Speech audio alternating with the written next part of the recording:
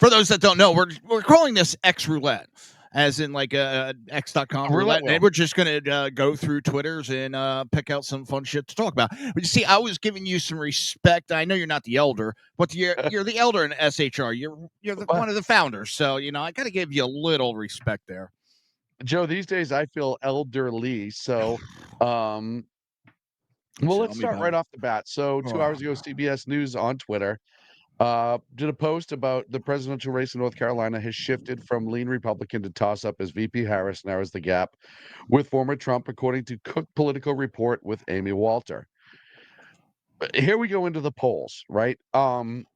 Remind me again, wasn't Hillary at this point up like 98% or some ridiculous amount at this point in time? Something like It wa- that.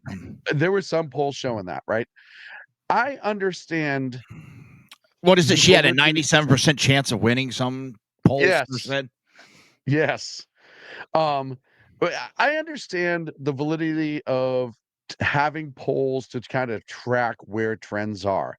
But as we learned with the original Trump election, and I think last time a little bit too, a lot of people, and I don't know if this is as prominent now as it was then. A lot of people aren't being honest about who and what they'll vote for. No. We're running into this, I think, the Kamala effect, where Kamala, however you're supposed to. I know I'm going to get yelled at and canceled. Where people don't want to admit that they don't want to vote for her.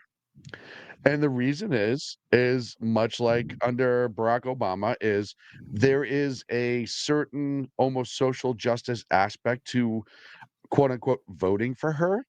Um, where it's like, well, you have to vote for the woman who'd be the first female person of color and first female president. So how could you say you not want to do that?